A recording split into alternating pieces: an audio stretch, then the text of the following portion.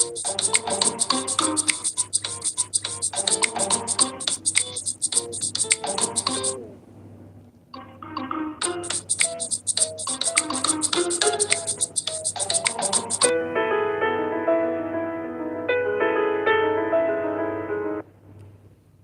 everyone, this is me again.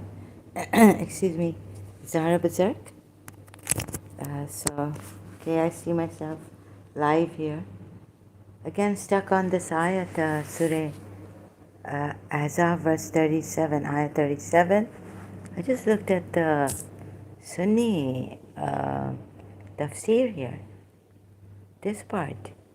You know, I've been saying if it is a suggestion or it is a command because I know it wasn't clear to me through the Shia commentary. And how could this be a command? Keep your wife and fear Allah. So that part of Surah Ahzab, verse 37, I hope I don't have to read out the whole verse here. You know what I'm talking about, so I'm continuing piece by piece like this. Oh my goodness. I didn't know the Sunni take on this, that you were hidden. So you see here it says, some people, this is, this is my Islam, from my Islam tafsirs. And let me show you, this is from Maududi, Ibn Kathir. So Ala Maududi also uses Ibn Kathir. We've provided two tafsir works below. The first is the tafsir of tafsir of, I correct myself. The first is the tafsir of Abul Ala Maududi. The second is of Ibn Kathir. So whether the Shias accept this or not, but just I'm going to read out Ala Maududi's tafsir on this. Going to 70 part of this where Prophet Muhammad tells Zaid in the ayat, Surah Ahzab 37, to keep his wife and fear Allah. Some people have misconstrued. Now it's the tafsir. Some people have misconstrued the sentence to mean this. The Prophet desired to marry Zainab and wanted that Zaid should divorce her. But when Zaid came to the Prophet and said that he wanted to divorce his wife, the Prophet stopped him from this only half-heartedly. At this, Allah said, you were keeping hidden in your heart that which Allah intended to reveal. The real so all this was misconstrued by some people, and even Islamic critics or something like that. Anyhow, some people like that. At this, Allah said, you were keeping hidden in your heart that which Allah intended to reveal. Okay, so the real meaning here. The real meaning, however, is contrary to this. If the sentence is read with verses 1, 2, 3, and 7 of the surah, one can clearly see that I don't understand 1, 2, 3, 7 of the surah. Anyways, but what is important for now, I'll check those verses later and find out. One can clearly see, so I didn't check these verses, that in the very days when bitterness was increasing between Zaid and his wife. But does it say in the verses that bitterness was increased? Okay, Allah had hinted to his prophet that when Zaid had divorced his wife, he would have to marry the divorced lady. Allah had hinted.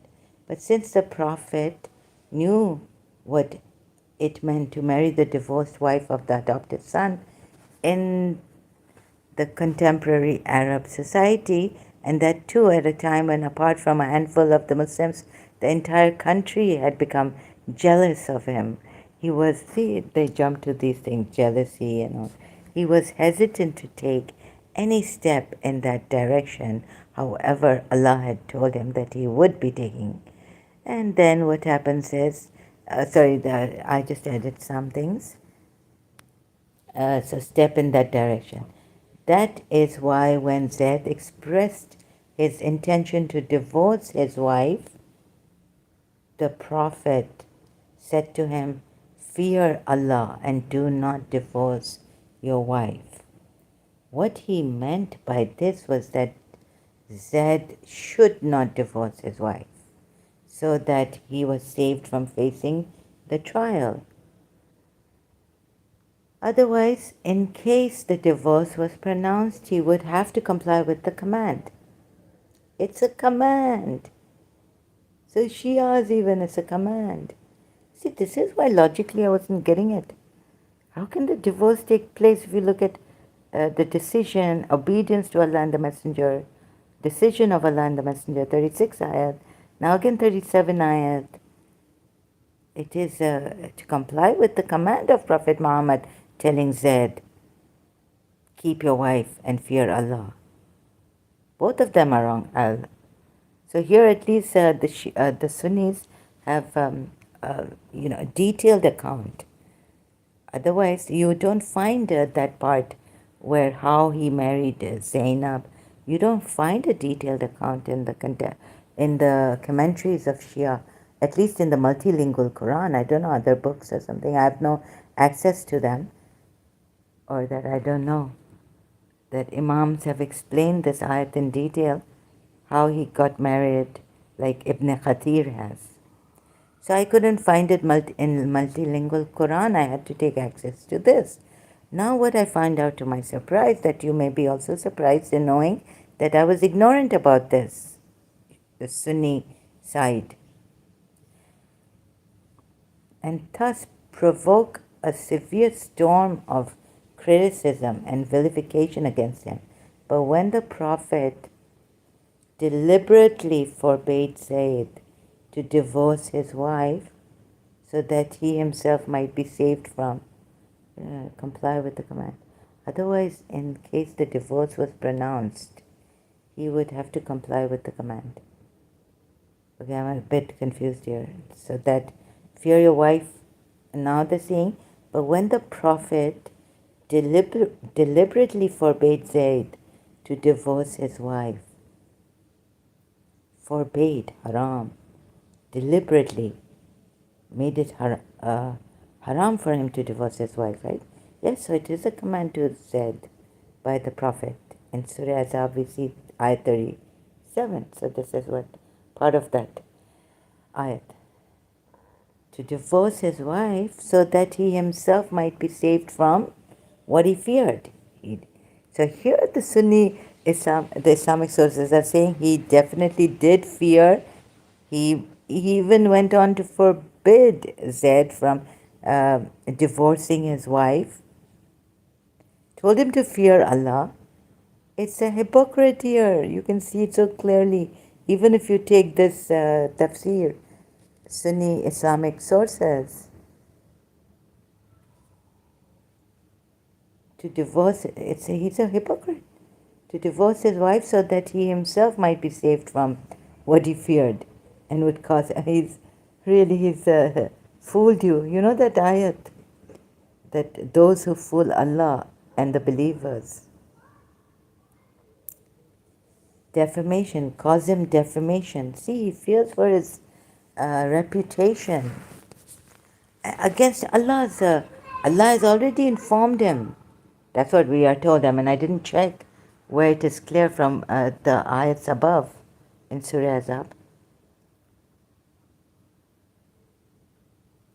So what happens now? Because Sunnis say he was not infallible, like he had his own life, making mistakes and all that, like he's made a mistake above. Allah found this, but this time he's made a mistake as a prophet. So I've got the Sunnis, I've got the Shias, I've got Wahhabis, Ahl Hadith. You know, they take Ibn Khatir. Ahl Hadith, Hadith, or Hadith. Allah found this below the high position Allah found this below the high position that He wanted His Prophet to enjoy. That's why I'm saying, where did Allah rebuke the Prophet? So it will come in the ayat will come part of it. Whereas Allah intended to effect a great reform through this marriage of the Prophet. The words, and you feared the words of the ayat, this part, and you feared the people, while Allah has more right that you should fear Him, clearly point to the same thing. Rebuking Him? The same explanation of this verse has been given by Imam Zainul Abidin Ali bin Hussein. Okay, maybe this from the Sunni sources. It's found in the Sunni sources. He says, this is the fourth Imam of the Shias.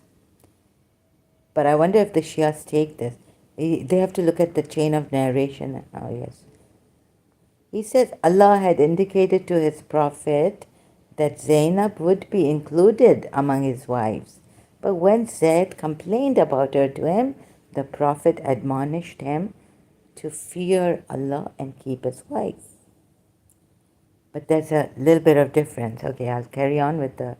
At this, Allah said to his Prophet, I had informed you that I would give Zainab to you in marriage. Correction should be made here. Just slight grammatical error. Because it's Zainab, I would give Zainab to you, not you two in marriage, like that. But when you were forbidding Zaid to divorce his wife, you were hiding that which Allah was going to reveal. Ibn Jarir, Ibn Kathir, on the authority of Ibn Abi Hatim. Okay, right? So now you see, where was I? Because at this Allah said, so what the Shia say here, that when, but the Shia say in multilingual Quran, you can check under this, the commentary under this ayat, Surah Ahzab verse 37, that actually God was telling the people that this prophet need not fear you. How they take it, how the Sunnis take it, you see? So how I take it now. So there are, like, let's say there are three, maybe how someone else takes it, four ways of reasoning and thinking and logical. But who really departed from logic? We have to see that. Unbiased. Don't look at what Imam Zain al-Abidin, I know what Imam Zain al-Abidin was for my Shia, right? For me as a Shia. Now please, empty yourself, because here, a lot is at stake, truth is at stake, and Zainab was raped is at stake. I mean, we won't know that he's such a rapist that I found. So, you see, I got some later on, it's so painful that I became baby-necked. I couldn't hold my head up with my neck.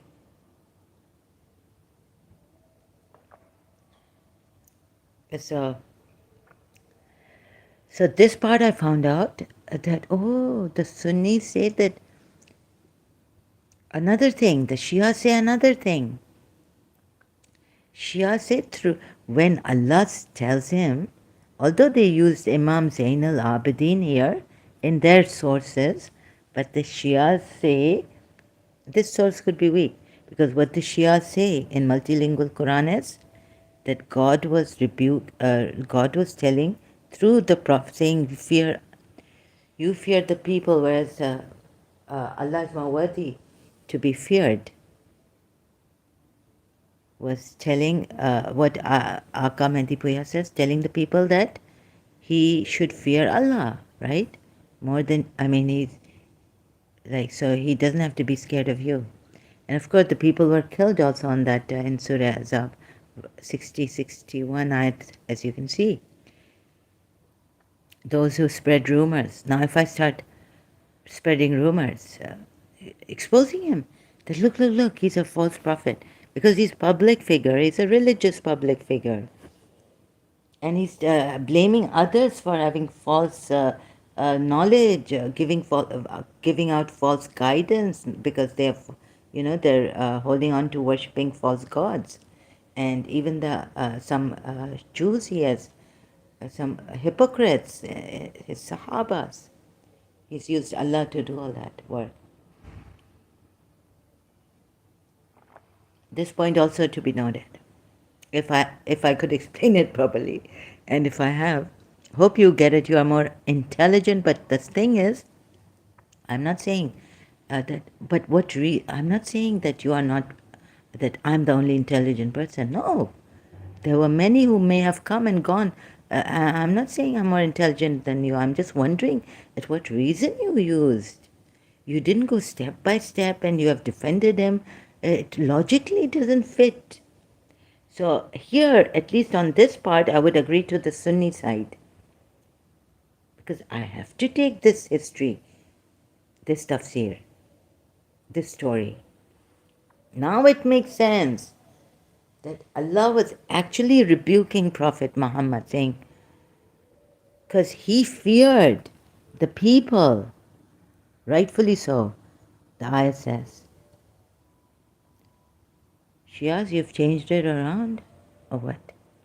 So even Sunnis, like, we can't trust any religious scholar in Islam. Oh God, it's so painful. So what, you made us, I have been going to my past and nohas and all. Try to get myself even more going crazy.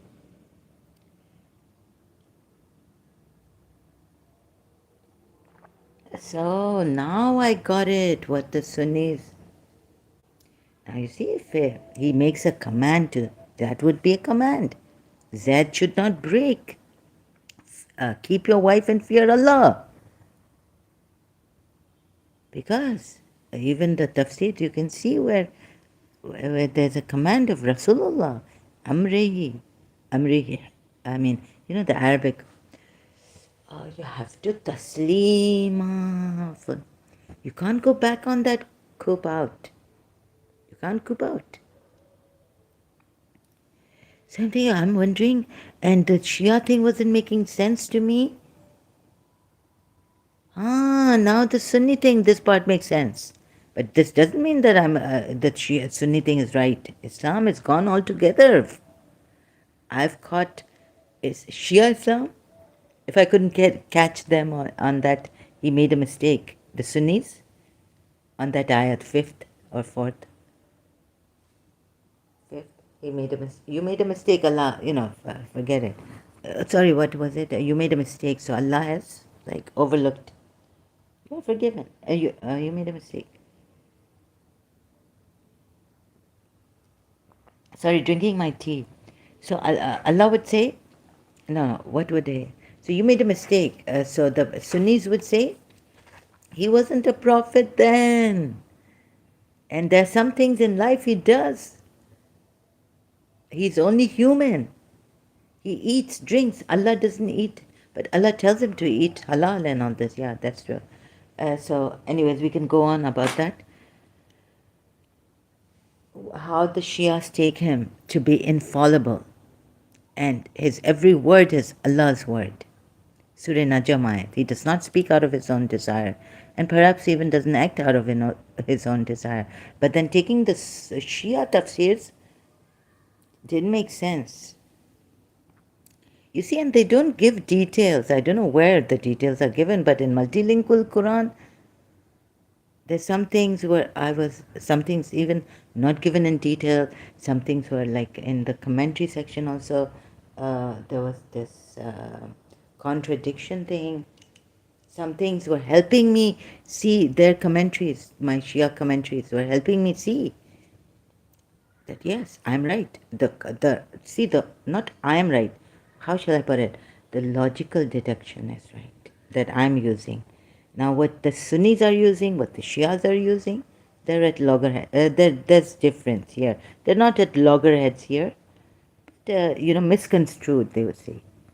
But if about the Sahabas, they would be at loggerheads cursing the Sahabas or something like that.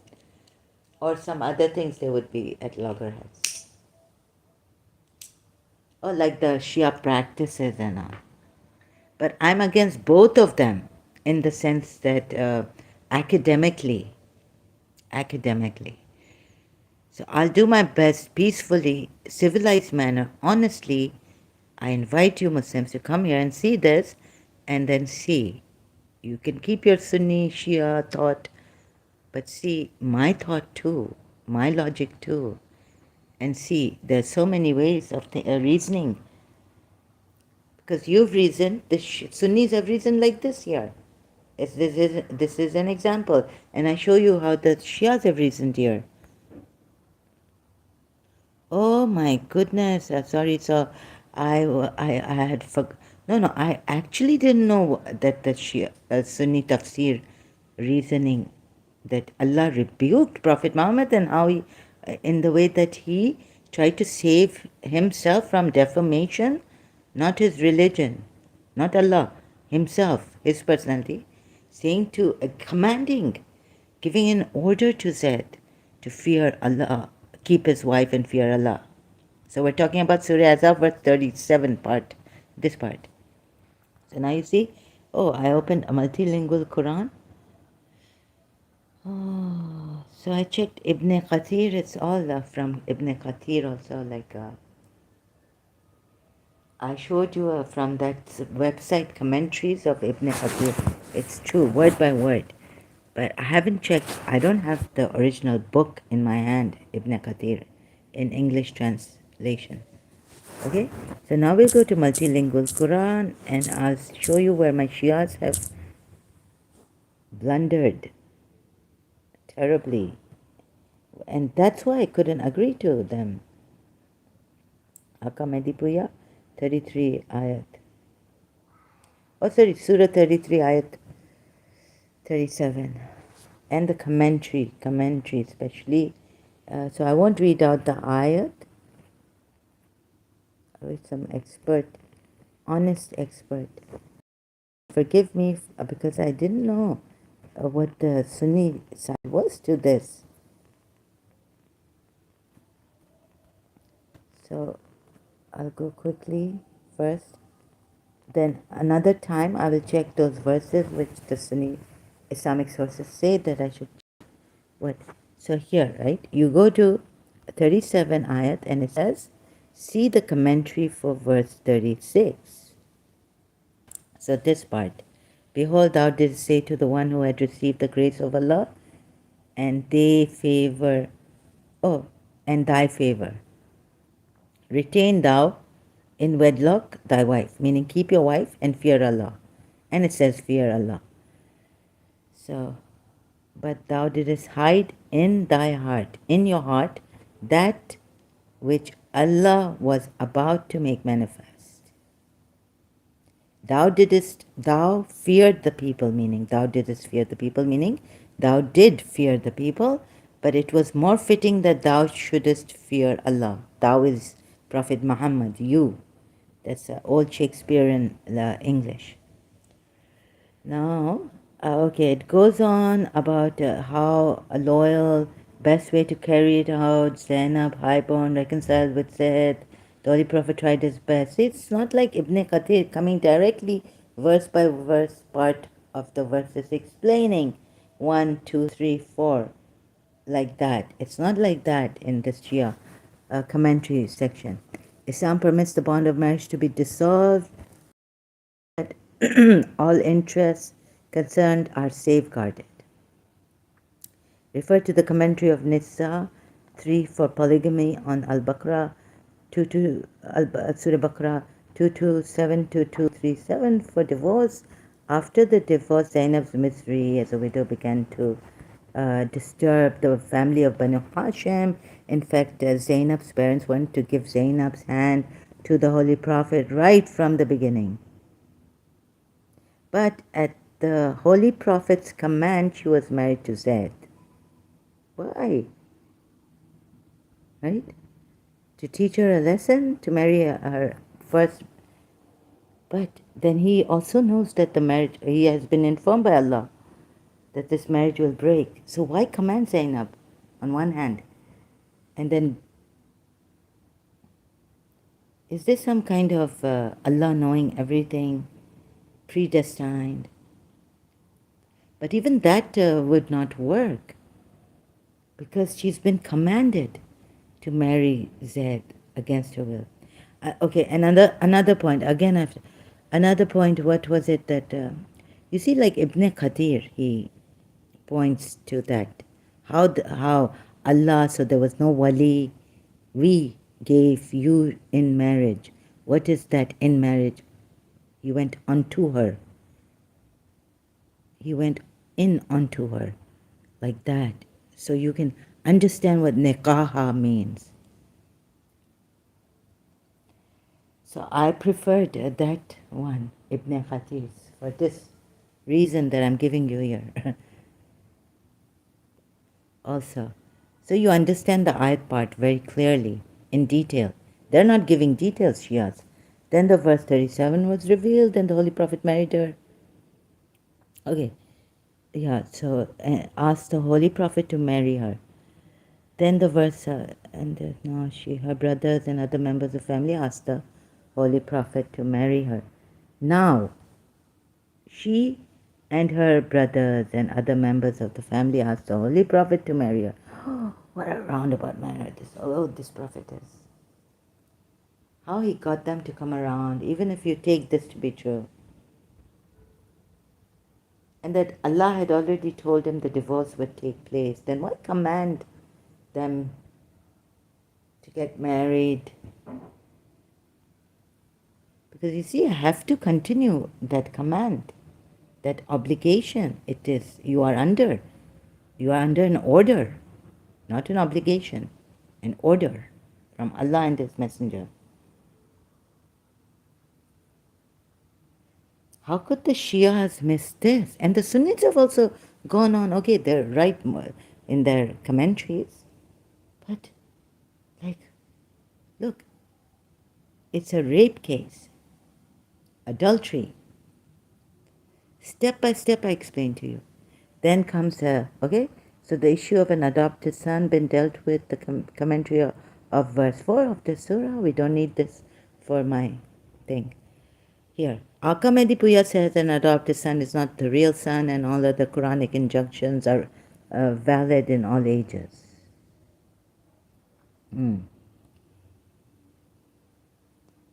Believers have to carry out the injunctions. You did fear the people implies, now for this sake I came here, you did fear the people implies that the right course should be followed, whether the people like it or not. It's implied. So God implied it in the verse to Prophet Muhammad. People like it or not, as said in verse 54 Maida, they fear not the censorer. See, Surah Maida, for the believers, good, believers, they fear not the censor of the censorers. Prophethood does not deprive the Prophet and his family of essential human rights divinely legislated for all. Whoa. Sorry, I didn't get this, how it's related to the verse below. See commentary. 38 also. See commentary of verse 36. So this is how it is related. The verse in verse 38 also it says that there can be no difficulty to the Prophet in what Allah has indicated to him, indicated as a duty. Oh yeah, then. It was a practice approved of Allah amongst those of old that have passed away, and the command of Allah is a decree determined. So you see how we are deprived of proper examination, close examination of the ayats, direct examination of every part of the ayat. Like this part of the ayat, how when Zaid had dissolved his marriage with her, with the necessary formality, we We joined her in marriage today. What we find in Ibn Kathir is a detailed account of this. No wali was used, no dowry given, no witnesses from mankind.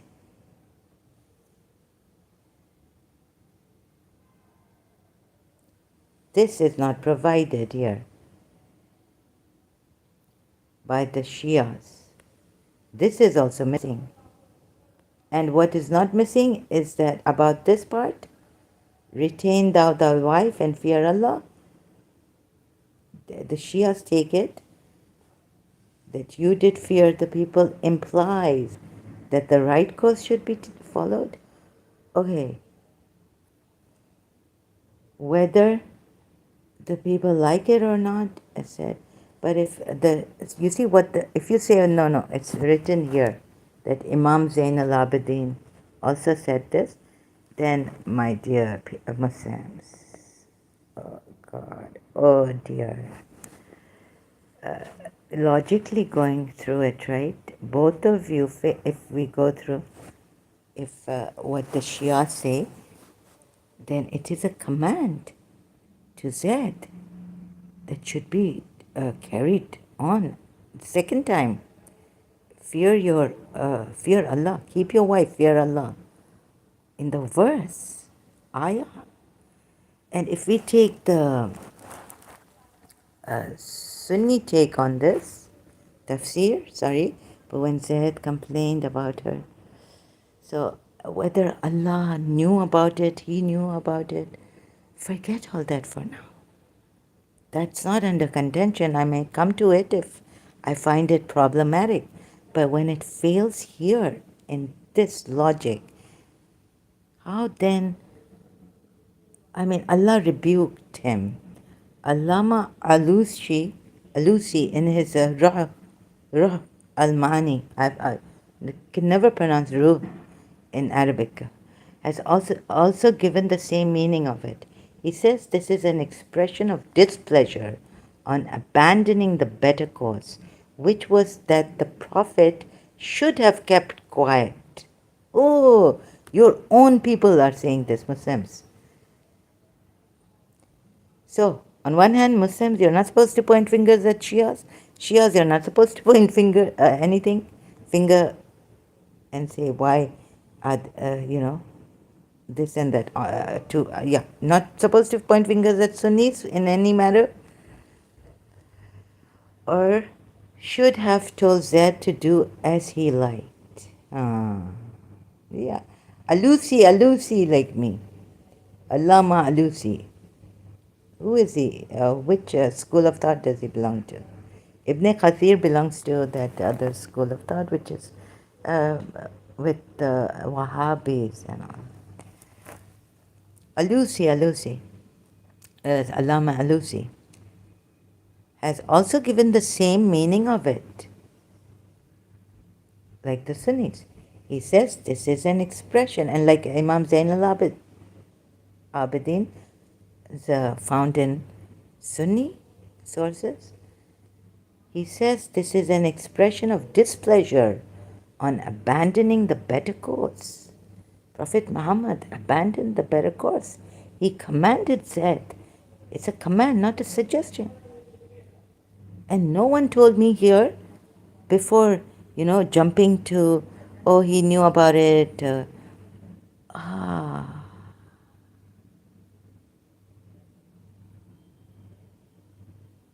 What are you defending?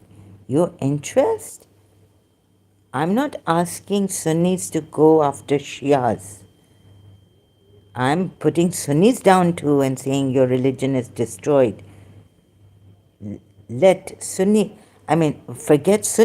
Islam. Forget Sunni Islam.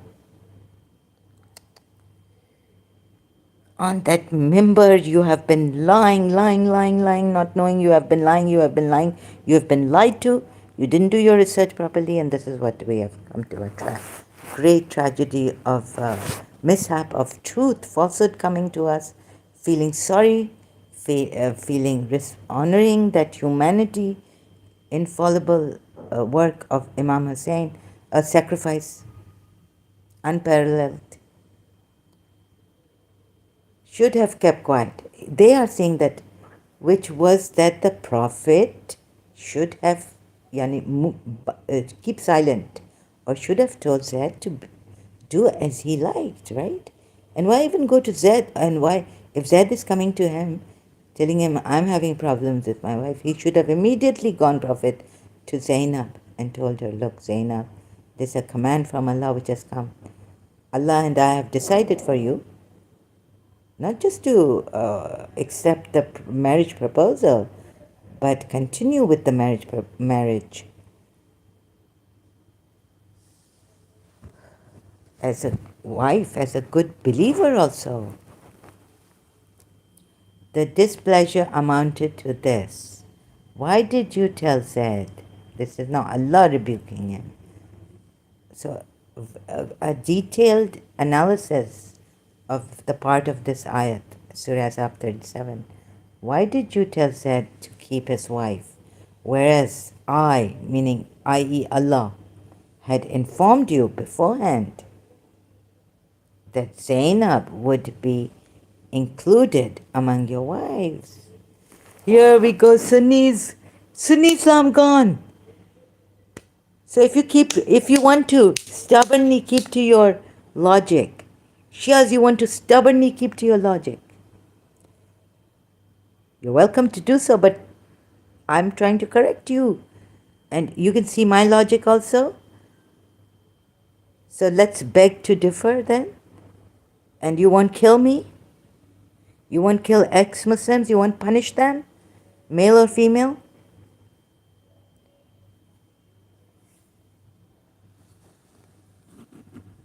That is, Zaid divorced his wife and her waiting period came to an end. The word so when Zaid had fulfilled, now it comes to another thing.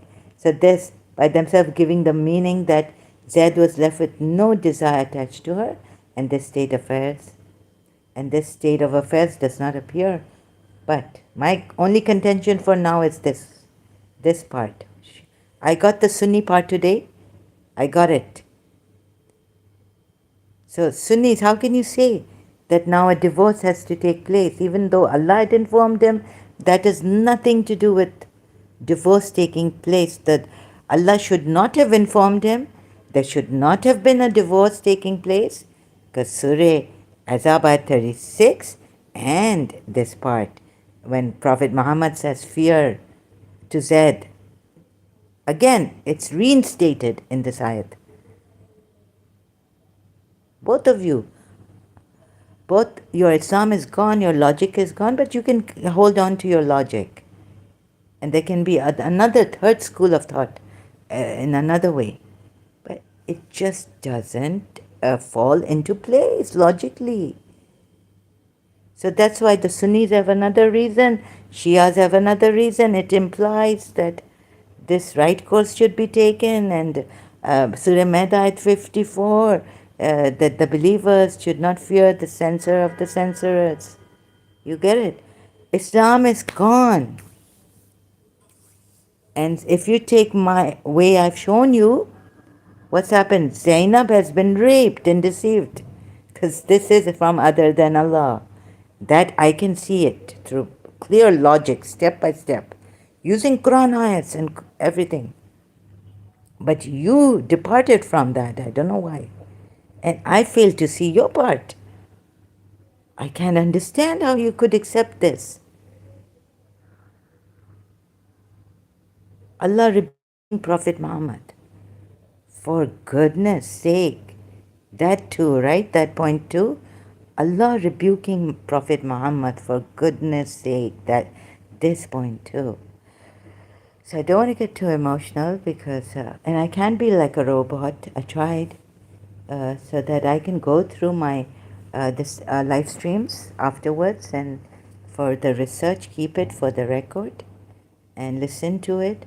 So I want to be very direct, not get emotional, not also very cool, calm, academically, but I'm sorry, my feelings are involved and there's a lot at stake, and also 1400 years have gone by, we've been lied to, and in such a way that I cannot tell you. And what logic are you using? Even seeing the Sunni logic here, my heart, like, divorce took place. So at least the Sunnis say that here where a Prophet Muhammad commands Zaid to keep his wife and fear Allah, he was actually being bad. Oh, hypocrite. Okay, I'll continue this. Just that now, oh my goodness, why couldn't you see it? Okay, I'm not telling you keep your logic, but see my part and don't kill people for apostasy or disrespecting this prophet. Because he's a public figure and he's he's a religious figure too. And here I'm showing you that he's wrong. So thank you very much. I will come back later. I need to take breaks. So when I can, I will come back later to whatever, at this point again, to emphasize and then go on perhaps to how come a divorce can take place in more detail. So as our shocks, we have a process, right? After the shock is acceptance, but it takes time to accept. So please see my point and please see how the divorce should take place here. Even taking the Sunni side. Tafsirs, historians, Sunni sources. Thank you so much.